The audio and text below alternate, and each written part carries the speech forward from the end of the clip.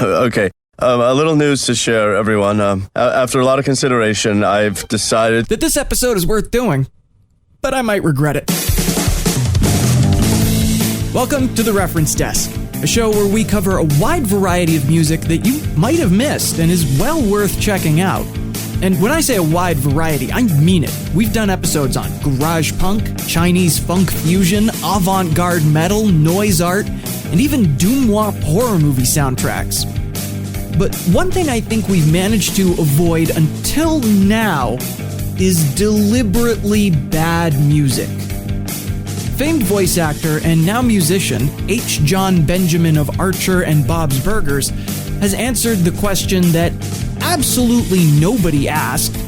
What would it sound like if you threw a total amateur in the mix with a bunch of professional jazz musicians? And the answer is this.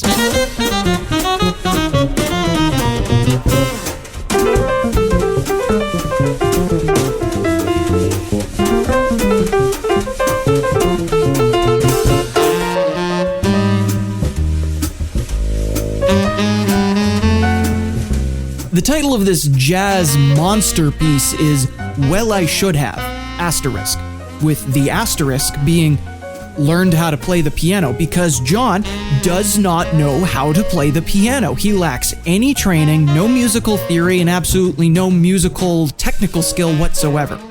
The album is several tracks of what is essentially the sonic equivalent of whacking your funny bone.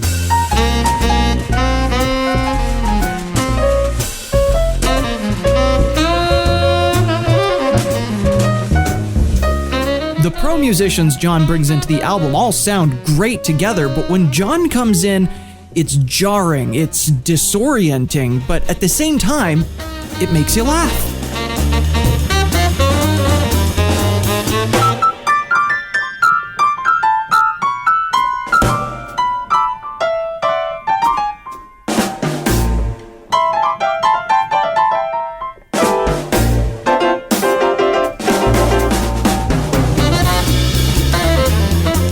Feels wrong, but that, I don't know, contrast of good musicianship with the bad is legitimately funny at times. In fact, somehow, Jon Benjamin has made a comedy album with no lyrics. And you know, I gotta applaud that. I'm sorry, what's that? I can't hear you over the sound of my deafening awesomeness.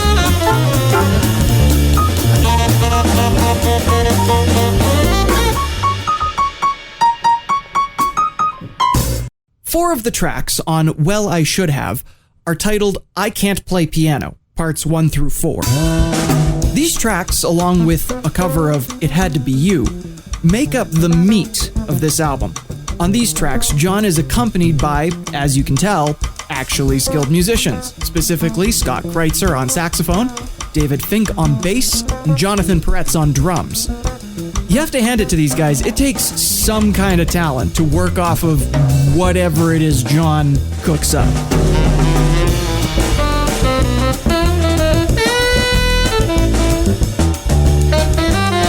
In his review of Well I Should Have, Tyron Grillo of AllAboutJazz.com says, the rhythm section of Fink and Peretz is in the pocket from the start of part 1 and sells the feeling of a legit jazz recording, which Benjamin can only veneer with his posturing. And the band swings with panache, even as Benjamin stumbles, trips, and falls face first into a steaming pile of failure. The whole review is actually pretty dang funny.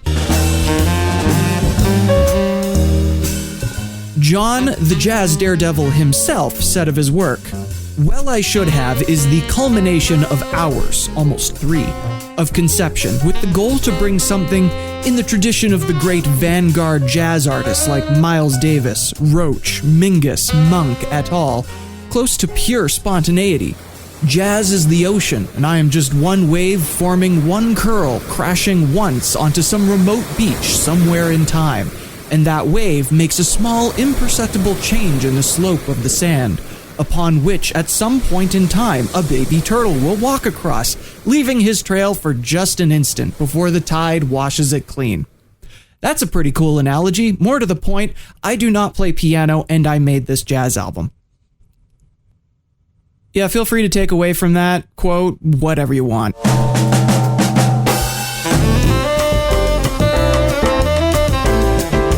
Rounding out the album's 8 tracks are a few more standard comedic pieces.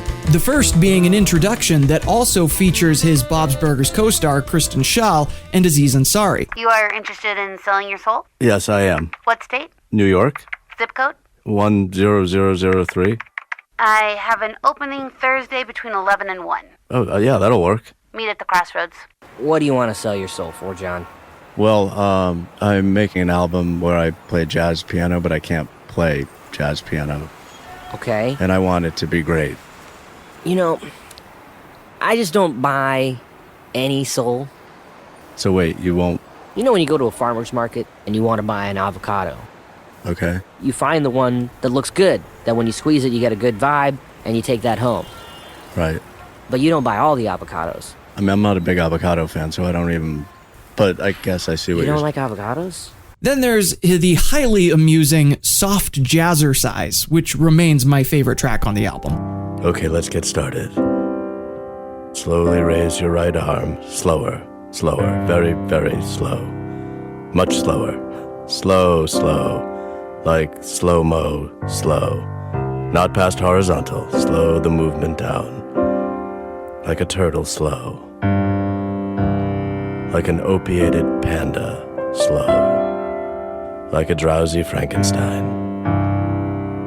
Like Shatantango, slow.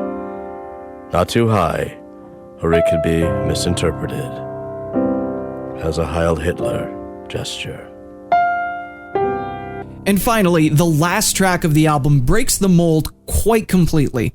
And honestly, I wouldn't even consider it a proper addition to the album. It's almost more of a bonus track. It's mixed by Bob's Burgers creative Lauren Bouchard and has Jon rapping over the accompaniment. And I'm not going to bother playing any of it, really. It's extremely crude. I don't think there is one lyric that isn't offensive to at least somebody.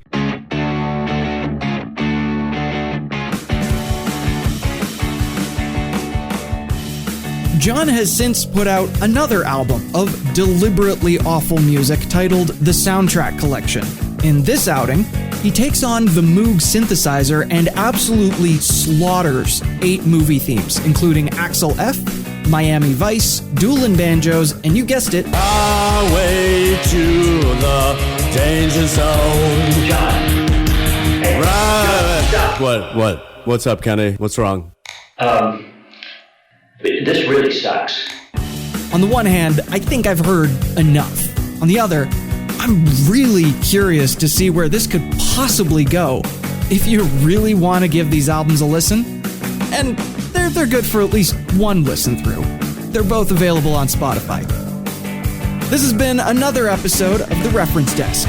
Keep an ear out, you never know where I'll turn up next. Thanks, bye.